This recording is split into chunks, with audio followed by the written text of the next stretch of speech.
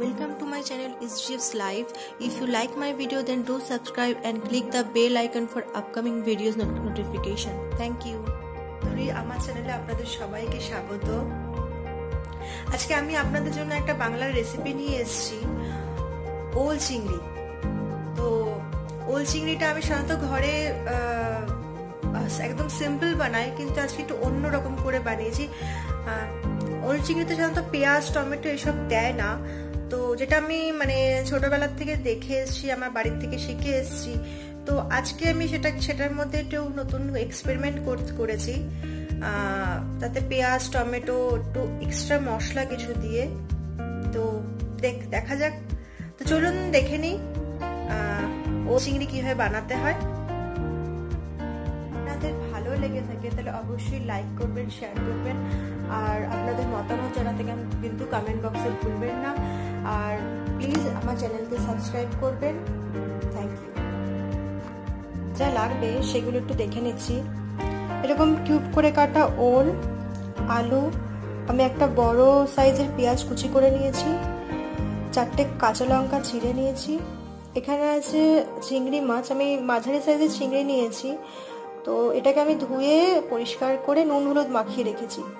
একটা বড় সাইজের টমেটো কুচি, আর এখানে লাগবে 1 চামচ আদা বাটা, 1 টিস্পুন ধনে গুঁড়ো, 1 টিস্পুন লঙ্কা গুঁড়ো, 1 টিস্পুন জিরে গুঁড়ো, আর 1 টিস্পুন হলুদ গুঁড়ো। আর এখানে ফোড়নের জন্য লাগবে একটা তেজপাতা, একটা শুকনো লঙ্কা, সামান্য গোটা জিরে, আর নুন, আর সামান্য গরম মশলা, আর রান্নার জন্য সর্ষের তেল। আপনারা যদি চান যে সর্ষের তেলের জায়গায় রিফাইন তেল অন্য কোনো তেল দিয়ে করতে চান, তো আপনারা সেই তেল ইউজ করতে পারেন।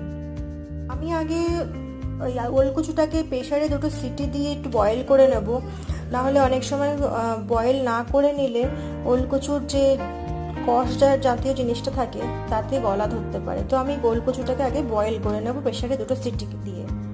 তার জন্য আমি কড়াইটা গ্যাসে বসিয়ে দিয়েছি, কড়াই গরম হচ্ছে। তাতে আমি এখন 1 টেবিল চামচ সর্ষের তেল দেবো। আপনারা যদি চান যে সর্ষের তেল না দিয়ে রিফাইন তেল বা সানফ্লাওয়ার অয়েল যেটাই আপনাদের পছন্দ হয় সেটা ইউজ করবেন, তো সেটা করতে পারেন। তো আমি আজকে সর্ষের তেল দিয়ে করেছি। ন্যাচারালি আমিও নর্মাল তেলই ইউজ করি রেগুলার রান্নার জন্য। এবার আমি তেলটা গরম হলে পরে চিংড়ি মাছগুলো ছেড়ে দেবো। চিংড়ি মাছগুলো ছেড়ে দিয়েছি, এরপরে একে একটু ভালো এপিট ওপিট করে ভাজতে হবে। চিংড়ি মাছগুলো ভাজা হচ্ছে।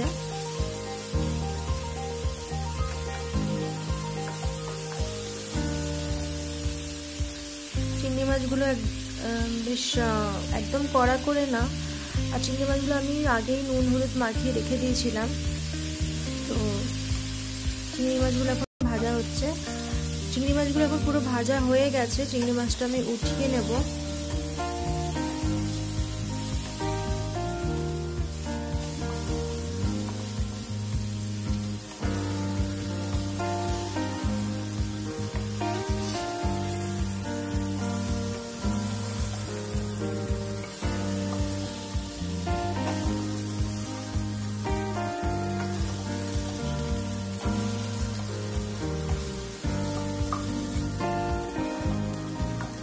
চিংড়ি মাছগুলো সব আমি তুলে নিয়েছি।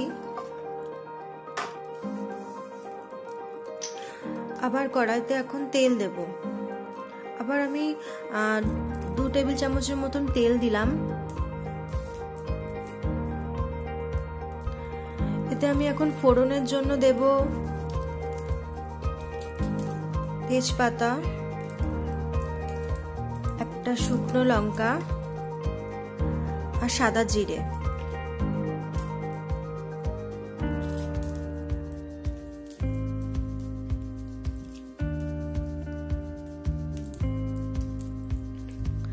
এরপর আমি এতে আলুগুলো ছেড়ে দেব। আলুগুলো ছেড়ে দিয়েছি। আলুগুলো এবার ভাজতে হবে, ভালোভাবে ভাজতে হবে আলুগুলো।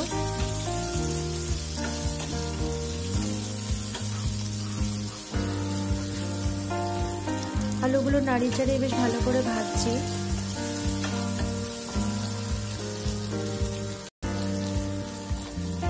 আলুগুলো ভাজা প্রায় হয়ে এসছে। আমি এখন এতে পেঁয়াজ দেব। কুচি করে লম্বা লম্বা কুচি করে কাটা পেঁয়াজগুলো দিয়ে দিলাম।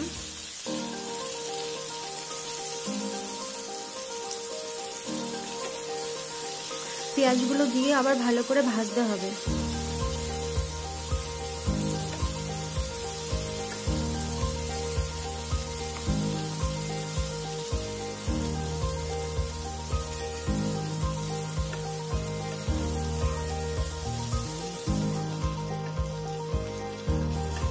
পেঁয়াজগুলো ভালো করে ভাজতে হবে এবং পেঁয়াজগুলো দেখবো যখন একটু ভাজা ভাজা হয়ে আসছে তখন আমরা টমেটো দেব। দেখুন আমাদের পেঁয়াজগুলো প্রায় ব্রাউনিশ হয়ে এসছে। আমি তো টমেটোটা দিয়ে দিলাম।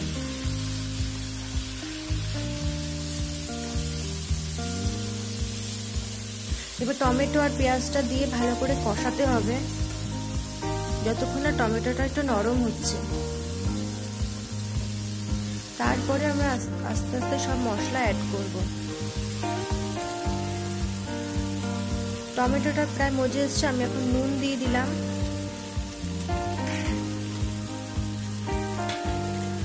বাকি সব মশলা আমি এখন এর মধ্যে দিয়ে দেব। ধনে গুঁড়ো, জিরে গুঁড়ো, লঙ্কা গুঁড়ো আর 1 চামচ আদা বাটা সবই আমি এর মধ্যে এখন দিয়ে দিলাম।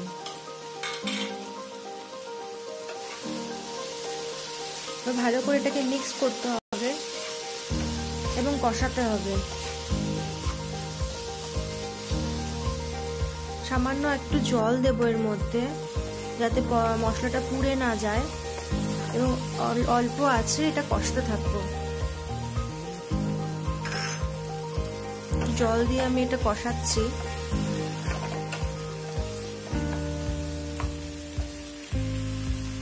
এটা যখন কষানো হয়ে আসবে তখন আমি চিংড়ি মাছগুলো দিয়ে দেব। চিংড়ি মাছগুলো দিয়ে দিলাম। এখন এটা 1 মিনিট 2 মতন কষাতে হবে। আমার 2 মিনিট কষানো হয়ে গেছে। আমি লঙ্কা চিরাগুলো দিয়ে দিচ্ছি।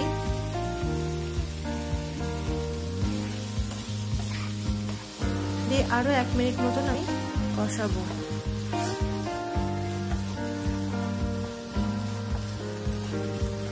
কচু যেহেতু আমাদের আগেই সেদ্ধ করে রাখা হয়েছে তাই আমরা আগে দিলাম না। এখন কচুগুলো আমি দিয়ে দিলাম।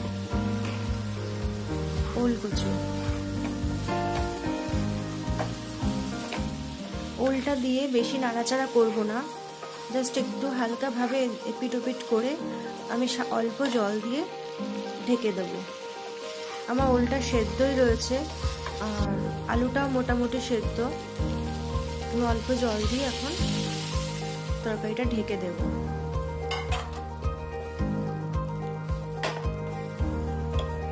আমি এটা একটু শুকনো শুকনো গামাখা আমরা পছন্দ করি তো আমি সেরকম ভাবে করলাম। ঝোলটা আমার ফুটে উঠেছে আর বেশি ঝোলও রাখবো না এতে। ঢাকনাটা উঠিয়ে দিয়েছি। এখন এটা টকবক করে ফুটবে আর এরপরে আমি এখানেতে গরম মশলা আর সামান্য চিনি দেব আর ভালো করে মিক্স করে দেব। তৈরি হয়ে গেল আমাদের ওল চিংড়ির ডালনা। আপনারা করে দেখবেন, কেমন হয় জানাবেন। আর আমার এই ভিডিওগুলো, আমার এই রেসিপিগুলো যদি আপনাদের ভালো লেগে থাকে তো অবশ্যই লাইক করবেন, কমেন্ট করবেন আর শেয়ার করবেন। আর আমার চ্যানেলকে